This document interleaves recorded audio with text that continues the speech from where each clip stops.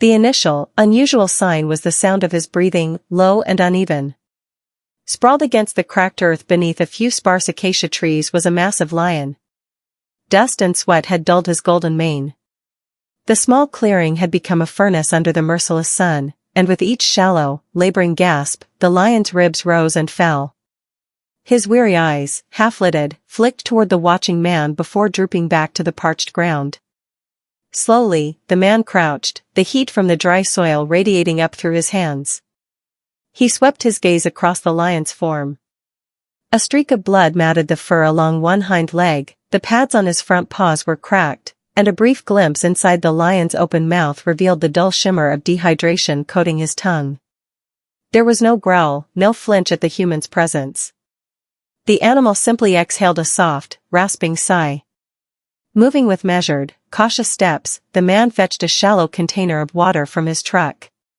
He knelt, murmuring, "Easy, just a little," letting his calmness, rather than any urgency, be felt by the lion. The animal sniffed the rim, licked at the water, and then pressed his face in, drinking with a desperate sort of patience. Tiny droplets clung to his whiskers, and for a heartbeat, the world seemed suspended in that shallow rhythm of life being restored. After drinking, the lion rolled slightly, exposing the raw wound on his leg. The man tore a strip from his shirt, dampened it, and applied it gently. A brief hiss escaped as the lion flinched once, but then he remained still, as if comprehending the care in the touch. The faint scent of earth and resin was carried on the wind as it whispered through the dry grass.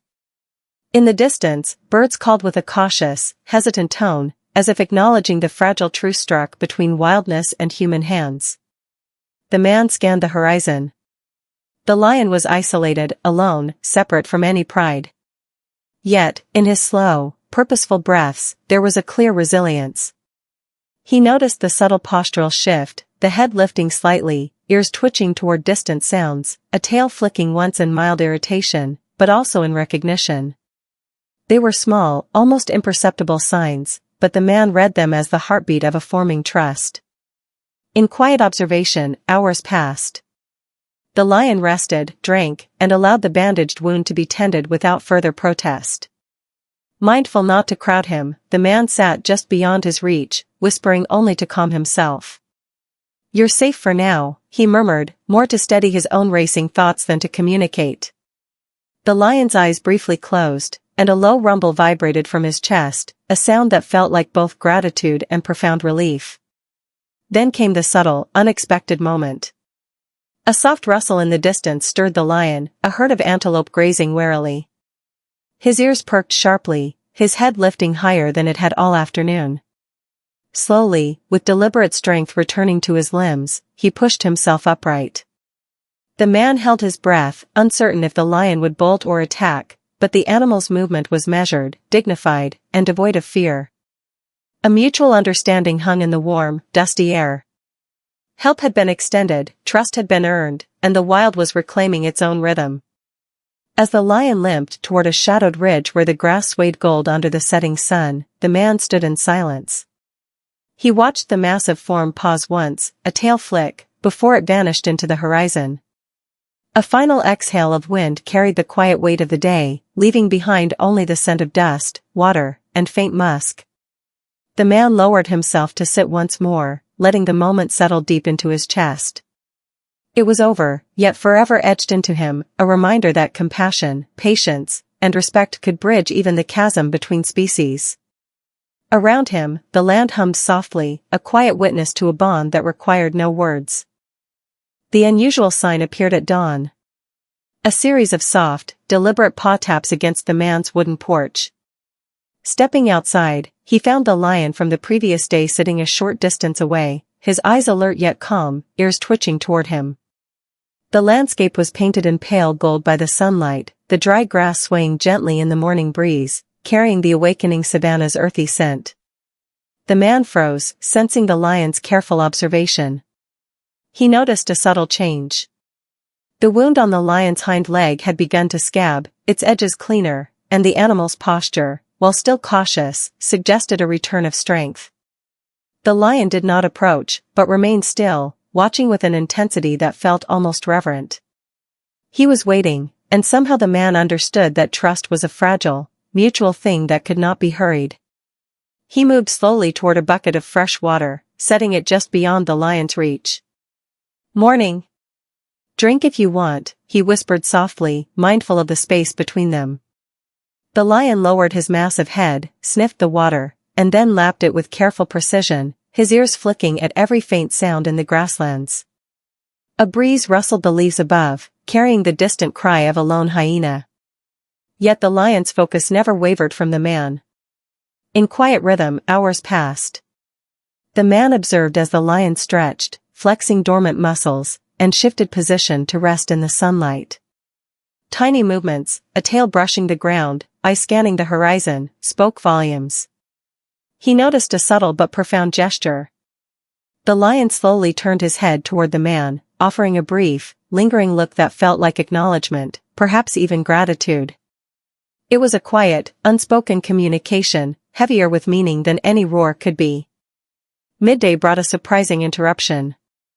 At the edge of the clearing, a small herd of impalas appeared. The lion's gaze sharpened, muscles tensing as if instinct demanded pursuit. Yet, he hesitated, glancing back at the man before lying down once more. It was a momentary conflict between wild instinct and the cautious trust forming between them, and the man felt a deep, unspoken respect for the lion's restraint. By evening, the lion had grown bolder, moving closer to the porch, yet still careful, testing boundaries with deliberate patience. The man maintained a gentle distance, offering soft murmurs and water when needed. He watched as the lion finally lay down just a few feet away, his tail curling softly around his massive paws. Painting the sky in shades of amber and rose, the sun dipped low, its light reflecting off the lion's coat. There was a harmony now, fragile and new, but unmistakable. As twilight settled, the man leaned against the railing, his heart full, but steady. The lion remained in the grass, a quiet sentinel, neither approaching too quickly nor fleeing. The subtle mutual understanding between them had begun to root itself, a bond built not on dominance or fear, but on respect, patience, and the shared stillness of the wild. And as the night deepened, he knew that the day's connection, however fleeting, would echo far beyond the clearing, a quiet testament to the power of trust. The unusual sign came just after sunrise, a series of low, cautious growls echoing through the dry grasslands. As he scanned the horizon, the man's heart skipped. The lion he had rescued was approaching from the ridge. But this time, he was not alone. Following behind him was a small pride, 2 adult females and 4 clumsy cubs, their eyes wide with curiosity and tentative caution. The savanna itself seemed to hold its breath, the dry wind whispering through the acacia branches as if acknowledging the delicate balance about to unfold. The rescued lion slowed as he neared the man, his golden mane catching the morning sun. His gaze flicked toward the human, lingering for a moment that felt suspended in time. Then, with deliberate patience, he nudged one of the cubs forward, almost as if introducing the man to the pride's world. The cub hesitated, pawing the dust, then followed under the adult female's careful watch. The man remained perfectly still, feeling the invisible thread of trust tighten between him and the lion. Around the clearing, the pride circled cautiously, their bodies low, muscles coiled with instinctual vigilance. The man brought out a bucket of water and set it just beyond reach.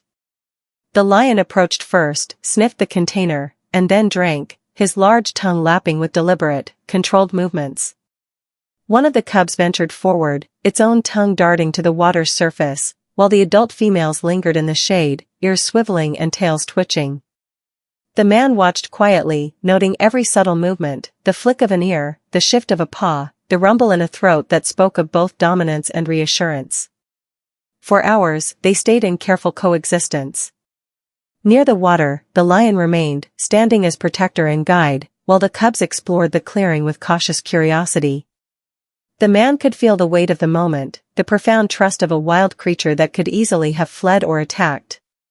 Yet here he was, part of an unspoken pact between human and beast. The soft rustle of the grass, the distant cries of other animals, and the buzzing of insects created a delicate symphony, underscoring the clearing's fragile peace. As the sun climbed toward its zenith, a sudden shift caught the lion's attention. A lone hyena was slinking near the edge of the clearing. Instantly, the rescued lion rose, muscles rippling, a low rumble vibrating through the air. The hyena froze, wary, then slunk back into the distant brush, leaving only silent tension behind. The man remained still, his heart hammering, aware that the lion's restraint was not born of fear or hesitation, but a conscious choice to protect both the man and his pride. By evening, the pride began moving toward a ridge on the savanna's far edge. The rescued lion paused to look back at the man, a slow exhalation rolling through his chest like a quiet acknowledgement. Then, with the cubs following clumsily and the adult females leading, they disappeared into the golden haze of sunset. The man stood silently, feeling the lingering warmth of trust, respect, and gratitude settle in his chest.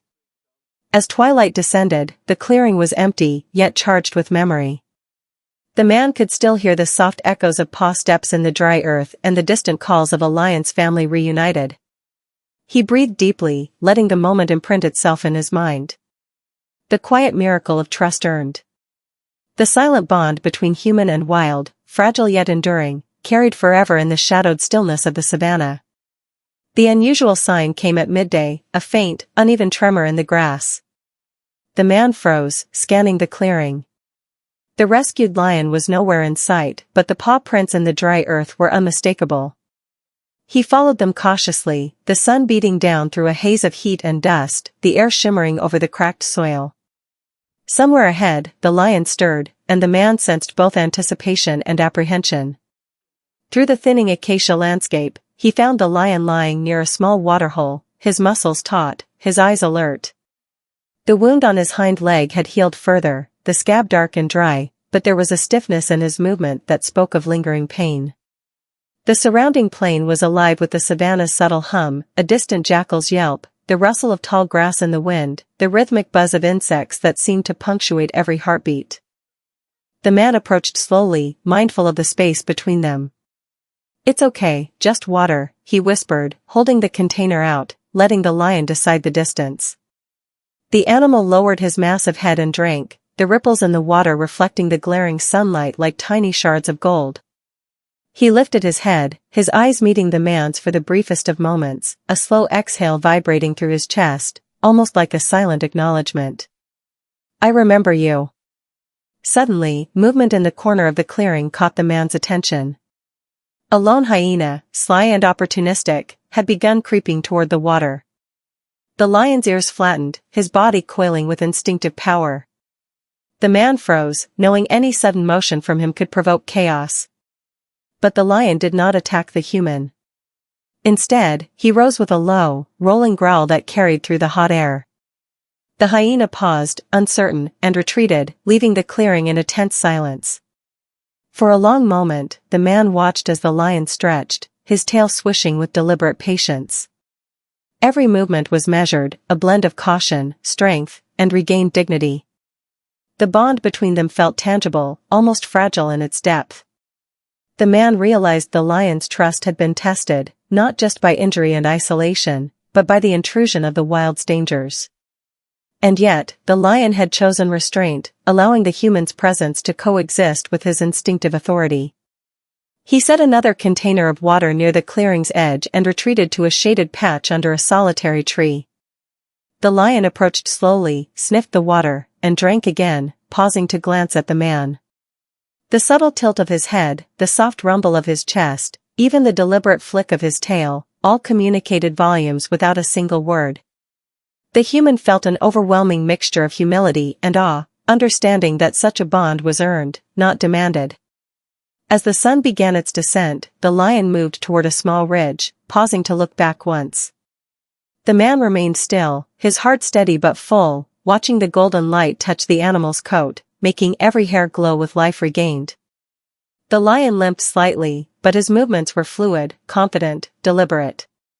With a final glance, he disappeared into the amber grass, the savanna's distant calls rising in harmony around him. The man exhaled, the day's weight settling like dust in the air. He had witnessed a quiet miracle, the blending of courage, patience, and mutual respect. He remained by the waterhole, feeling the sun fade, carrying the silent gratitude of a lion whose life had briefly intersected with his own. The bond, though wordless and fleeting, would endure forever, etched into memory like the colors of twilight over the open plain. The unusual sign appeared in the late afternoon, a ripple of movement across the golden grass, barely perceptible against the shimmering heat. The rescued lion had returned, but this time he carried a quiet purpose in his gait. His mane glowed in the warm light, muscles moving with renewed strength and fluidity. At the edge of the clearing, he paused, glancing toward the man, his eyes reflecting both recognition and something deeper, a gesture of enduring trust. The man approached slowly, carrying a small container of water, careful not to break the silent rhythm between them. "Just water. Take your time," he whispered, his voice barely audible above the savannah's soft rustle.